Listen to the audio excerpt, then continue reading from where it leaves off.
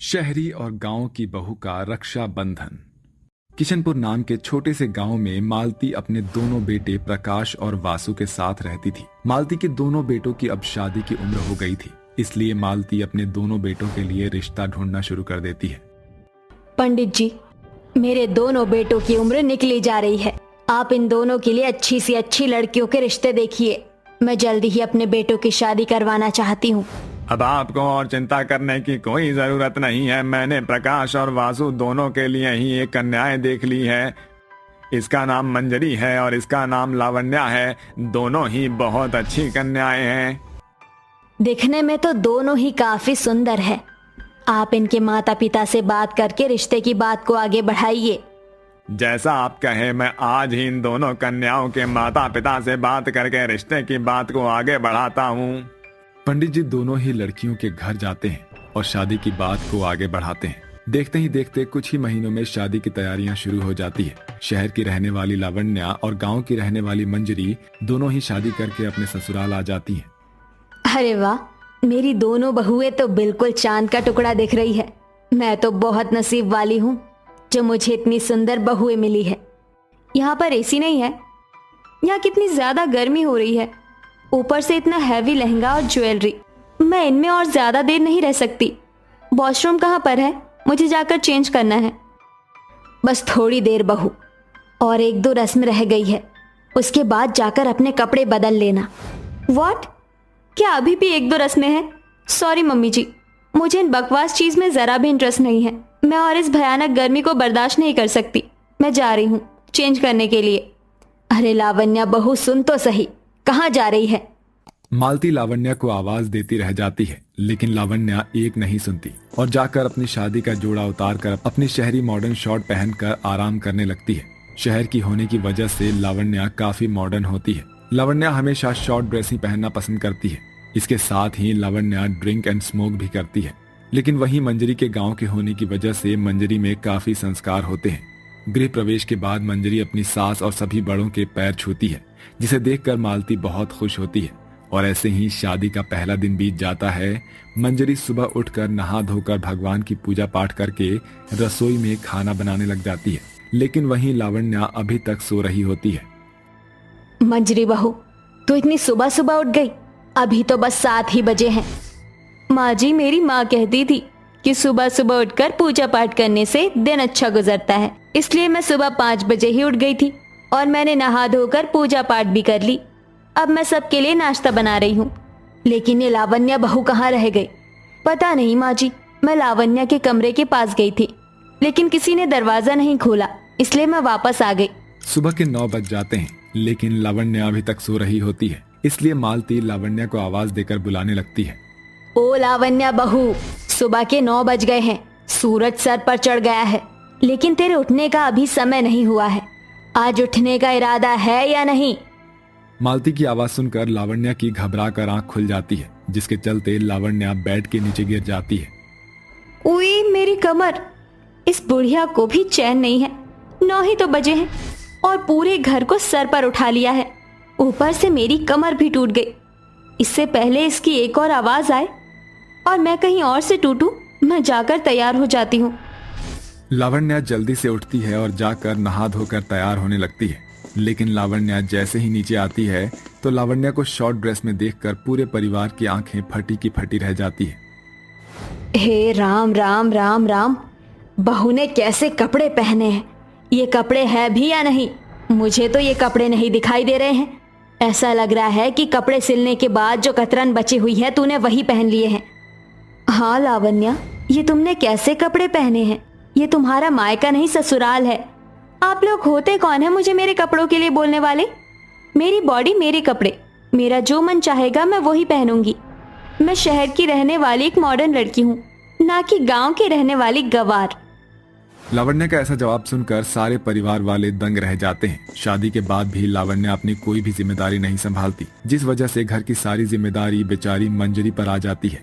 लावण्या का बस एक ही काम रह जाता है, पूरे दिन अपने घर में बैठकर शराब और सिगरेट पीना। ऐसे ही समय बीतता रहता है और वो दिन भी आ जाता है जिस दिन का सभी भाई बहन को बेसब्री से इंतजार होता है, यानी रक्षा बंधन का दिन। मंजरी बहू, सारी तैयारी हो गई है ना? तुम दोनों के भाइयों के आने का समय हो गया है। माँ जी, सारी तैयारी हो गई है, अब तो बस उनके आने का इंतजार है। लावण्या कहाँ है? क्या उसे पता नहीं कि आज रक्षाबंधन है? माँ जी, मैं उसे बुलाने के लिए गई थी, लेकिन जैसे उसके कमरे में जाने से तो शराब सिगरेट की इतनी गंदी बदबू आती है कि वहाँ 2 मिनट भी रुक पाना मुश्किल हो जाता है, इसलिए मैं वापस आ गई। मंजरी और मालती बात कर रही होती है कि तभी मंजरी और लावण्या के भाई अर्जुन और नमन आ जाते हैं। अपने भाई को देखकर मंजरी बहुत खुश होती है और जाकर अपने भाई के गले लग जाती है। माँ जी, लावण्या कहाँ रह गई? कहीं दिखाई नहीं दे रही है। तुम दोनों बैठो, मैं भी लावण्या को बुलाती हूँ।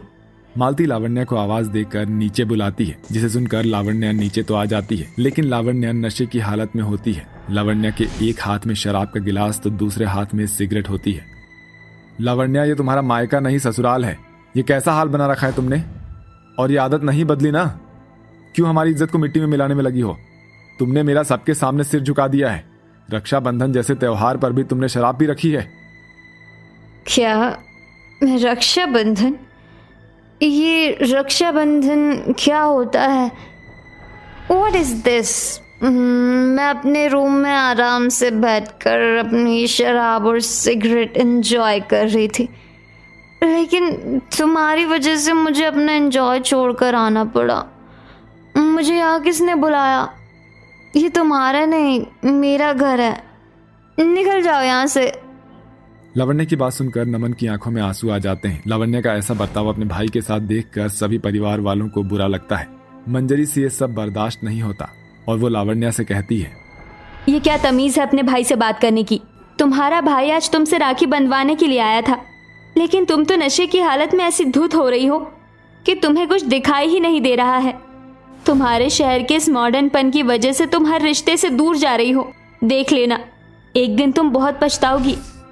लावण्या बहुत ज्यादा नशे की हालत में होती है, जिसके चलते कुछ ही देर में लावण्या बेहोश होकर नीचे गिर जाती है। नमन जल्दी से लावण्या को कमरे में लेकर आ जाता है और रोने लगता है। भैया, आपको रोने की कोई जरूरत नहीं है।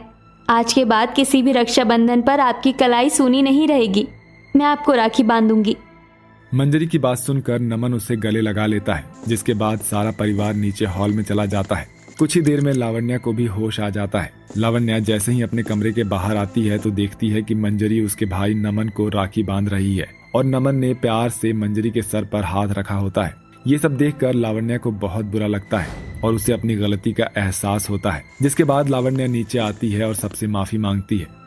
मंजरी, तुमने सही कहा था कि मेरा ये शहरी मॉडर्नपन मुझे मेरे सारे रिश्तों से दूर कर देगा। और भैया, मुझे माफ कर दो। मुझे मेरी गलती का एहसास हो चुका है। अब मैं कभी भी शराब और सिगरेट को हाथ नहीं लगाऊंगी और ये सभी चीजों को छोड़ दूंगी। आप सब लोग भी मुझे माफ कर दो। मैं आप सबकी गुनहगार हूँ। लावण्या को हाथ जोड़ते हुए देखकर और उसकी आंखों में आंसू देखकर सारा परिवार लावण्या को माफ कर देता है, जिसके बाद नमन लावण्या को गले लगा लेता है और लावण्या नमन को राखी बांधती है। लावण्या अब शहर के कपड़े पहनना छोड़कर साड़ी पहनना शुरू कर देती है और हर साल रक्षाबंधन का त्योहार खुशी से मनाती है। अरे दीदी, मुझे आपसे खीर बनानी सीखनी है। आप बहुत स्वादिष्ट खीर बनाती हो। एक बार मुझे भी समझाओ कि आप ऐसा क्या करती हो जिससे आपकी खीर बहुत ज्यादा स्वादिष्ट बनती है। अरे ऐसा कोई बड़ा काम नहीं है, चलो मैं तुम्हें समझा देती हूँ कि खीर कैसे बनाई जाती है। सुनैना घर की बड़ी बहू थी और कंचन को शादी करके अभी कुछ ही दिन हुए थे। वो दोनों एक दूसरे के साथ छोटी बड़ी बहन की तरह रहा करती थी, लेकिन उनका ये प्यार उनकी सास महेश्वरी से जरा भी बर्दाश्त नहीं होता था। अरे ये क्या, मेरे होते हुए ये दोनों आपस में चोंच लड़ा रही है? ऐसा कैसे हो सकता है? जरूर मेरे बारे में ही चुगलियां कर रही होगी। ऐसा मैं होने नहीं दूंगी। मैंने बहुत देखा है, जहां देवरानी जेठानी एक दूसरे का साथ पकड़ लेती है, वहां घर की बर्बादी शुरू हो जाती है। महेश्वरी बहुत ज्यादा सोचा करती थी, जिसकी वजह से वो अपनी दोनों बहुओं को एक दूसरे के खिलाफ भड़काना शुरू कर देती है। अरे कंचन, ये क्या है? तुम यहाँ अकेले क्यों बैठी हो? अच्छा, खीर खा रही हो? लगता है बड़ी ही स्वादिष्ट बनाई है खीर। हाँ माँ जी, खीर तो स्वादिष्ट ही बनाई है। आप भी खाकर देखो। कंचन के कहने पर महेश्वरी खीर खाकर देखती है, जिसके बाद वो अजीब सा मुंह बनाकर कहती है, छी छी, ये कैसी खीर बनाई है? लगता है सिखाने वाले ने सही से सिखाया नहीं, वरना इतनी बेस्वाद खीर तो कोई नहीं बनाता। महेश्वरी ऐसा कहकर वहां से चली जाती है, जिसके बाद कंचन अपने मन ही मन सोचती है, सबसे ज्यादा तारीफ तो माँ जी ही करती है मेरी जेठानी जी की। वो बहुत अच्छी खीर बनाती है, फिर उन्होंने मुझे अच्छे से खीर क्यों नहीं सिखाई। खैर कोई बात नहीं, शायद कोई भूल चूक हो गई होगी जिसकी वजह से माँ जी को ये खीर पसंद ना आई हो। कंचन ऐसा सोचकर आराम से बैठकर खीर खाती रहती है, जिसके बाद महेश्वरी अपनी बड़ी बहू के पास पहुंच जाती है और उससे कहती है, अरे आजकल तो भलाई का जमाना ही नहीं है, किसी के लिए कितना भी कुछ कर लो, आखिर में वो इंसान बुराई ही करता है। क्या हुआ माँ जी, आप किसकी बातें कर रही हो? और किसकी करूंगी, छोटी बहू की बातें कर रही हूँ। एक तो तुमने उसे खीर बनाना सिखाया, ऊपर से फोन पर वो अपनी माँ से चुगली कर रही है कि तुमने उसे ढंग से खीर बनाना नहीं सिखाया। सुनैना ये सब सुनकर हैरान रह जाती है। कोई बात नहीं माँ जी, क्या फर्क पड़ता है। कंचन ने मुझे कहा खीर बनाना सिखाने के लिए, तो मैंने उसे अपना तरीका बता दिया। अब उसे अच्छी लगे या ना लगे ये तो उसके हाथ में है, मैं इसमें कुछ नहीं कर सकती। चलिए मैं चलती हूँ, मुझे अभी कपड़े भी धोने हैं। इतना कुछ करने के बाद भी महेश्वरी को कुछ भी हासिल नहीं होता, क्योंकि वो दोनों कभी भी एक दूसरे के बारे में उल्टा सीधा सोचती ही नहीं थी। मैंने दोनों को इतना कुछ बोला, लेकिन इन दोनों में से किसी को भी मेरी बात से कोई फर्क नहीं पड़ा। खैर कोई नहीं, मैं इन्हें अलग करके ही रहूंगी। महेश्वरी चाहती थी कि उसकी दोनों बहू सिर्फ उसी से बात करें, आपस में ना करें, जिसके चलते वो उन दोनों को अलग अलग करने की पूरी कोशिश करती थी। लेकिन वो दोनों एक साथ गर्भवती हो जाती है, जिसके चलते महेश्वरी खुश तो बहुत होती है, लेकिन ज्यादा खुश वो अपनी बड़ी बहू के लिए होती है, क्योंकि वो अमीर घराने से आई होती है, जिसके चलते महेश्वरी ज्यादा से ज्यादा ख्याल भी अपनी बड़ी बहू की ही करती है। एक दिन कंचन सुनैना से कहती है, दीदी गर्भवती तो हम दोनों ही है, फिर माँ जी सबसे ज्यादा प्यार आपको ही क्यों करती है? क्या उन्हें मेरे बच्चों से जरा भी प्यार नहीं है? ऐसी कोई बात नहीं है, तुम इतना ज्यादा मत सोचो। माँ जी तो बस यूं ही रहती है, या फिर ये समझ लो कि मैं पुरानी हूँ और तुम अभी नई नई आई हो, तो शायद माँ जी तुम्हें इसलिए परख रही हो। तुम चिंता मत करो, माँ जी बहुत अच्छी है। चलो अब खाना बना लेते हैं, हम दोनों के पति आने ही वाले होंगे। सुनैना और कंचन दोनों रसोई में जाकर खाना बना रही होती है। शाम को सुनैना का पति विराज ऑफिस से अकेला ही लौटता है। उसकी शर्ट पर खून भी लगा होता है, जिसे देखकर उसकी माँ महेश्वरी कहती है, अरे बेटा, ये तेरी शर्ट पर खून कैसे लगा? क्या हुआ तुझे, कहीं चोट लगी है क्या? महेश्वरी की ये पूछते ही उसका बेटा विराज फूट फूट कर उसके पैरों में गिरते हुए रोने लगता है और रोते हुए कहता है, माँ, हमारा कुणाल अब इस दुनिया में नहीं रहा। हमारा बहुत बड़ा एक्सीडेंट हो गया था, हमारी गाड़ी खाई में गिर गई थी, मैं तो उसमें से कूद गया था और किसी तरह से जान बचा ली मैंने अपनी, लेकिन कुणाल नहीं कूद पाया और वो इस दुनिया में नहीं रहा। माँ, वो हमें छोड़कर जा चुका है। ये सुनते ही महेश्वरी और उसकी दोनों बहू के पैरों तले जमीन खिसक जाती है और वो सभी फूट फूट कर रोने लगते हैं। खाई में कुणाल की लाश तक नहीं मिल पाती, जिसके चलते वो ऐसे ही कुणाल का अंतिम संस्कार करवा देते हैं। कुणाल के जाने के बाद महेश्वरी उसकी मौत का सारा कारण कंचन के ऊपर ही रख देती है। इस मनहूस की वजह से मेरा बेटा इस दुनिया में नहीं रहा। जरूर ये कुछ न कुछ करवा कर आई है इस घर पर। इसके आते ही हमारे घर की खुशियां चली गई। इसे निकाल दो इस घर से, मैं इसे अपनी आंखों के सामने नहीं देखना चाहती हूँ। माँ जी, आप अपने आप को संभालिए, इसमें कंचन का कोई दोष नहीं। जो होना होता है उसे कोई नहीं रोक सकता। सुनैना को कंचन की तरह बोलता हुआ देख महेश्वरी सुनैना से भी कुछ नहीं कहती। इसी के चलते जब से उसका बेटा भगवान को प्यारा हो जाता है, वो कंचन की तरफ ध्यान देना ही बंद कर देती है, मानो जैसे उसके लिए कंचन उस घर में है ही नहीं। ऐसे ही 3 महीने बीत जाते हैं और अब वो अपनी बड़ी बहू सुनैना की गोद भराई की रस्म रखती है, जिसमें वो उसके लिए बहुत अच्छी और सुंदर बनारसी साड़ी और शगुन के लिए गहने लेकर आती है। सुनैना बहू, देखो ये कपड़े तुम्हारे हैं और ये आने वाले बच्चे के लिए। देखना, तुम्हारी कोख से मेरा पोता ही जन्म लेगा। सुनैना एक तरफ अपने लिए बहुत खुश होती है, तो दूसरी तरफ अपनी देवरानी के लिए उसे बहुत दुख भी होता है, जिसके चलते वो अपनी सास से कहती है, माँ जी, गोद भराई की रस्म तो मेरे साथ साथ कंचन की भी होनी चाहिए, क्योंकि वो भी गर्भवती है। बड़ी बहू, तू ये कैसी बातें कर रही है? तुझे पता है ना, तेरी देवरानी अब विधवा हो गई है। उसका ऐसे शुभ कार्यों में आना या शामिल होना भी अपशगुन हो जाएगा। ये सुनकर सुनैना को बहुत दुख होता है और वो अपनी सास से कहती है, अगर ऐसी बात है माँ जी, तो फिर ठीक है, मैं अपनी गोद भराई की रस्म नहीं करना चाहती। सुनैना के ऐसा बोलने पर महेश्वरी को ना चाहते हुए भी मानना पड़ता है। वो अपनी विधवा बहू की गोद भराई में उसे कोई भी शगुन नहीं देती और ना ही कोई ढंग का कपड़ा पहनने के लिए देती है।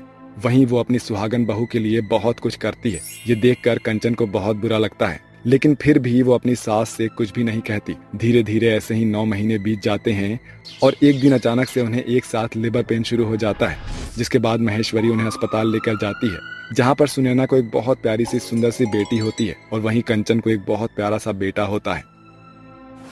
माँ जी, आप कह रही थी ना कि मेरी कोख से आपका पोता जन्म लेगा। मेरी कोख से तो नहीं, लेकिन आपकी छोटी बहू कंचन की कोख से आपके बेटे यानी पोते ने जरूर जन्म लिया है। जरा देखो तो सही, बिल्कुल अपने पिता की तरह है। इसके नैन नक्श भी कुणाल से कितने मिलते हैं। अपनी छोटी बहू कंचन के बच्चे को अपने हाथ में लेने के बाद महेश्वरी को अपनी गलती का पछतावा होता है और वो उसके बच्चे को सीने से लगाकर कहती है, ये तो मेरा कुणाल है, मुझे माफ कर दो बहू। मैंने तुम्हारे साथ बहुत बुरा बर्ताव किया।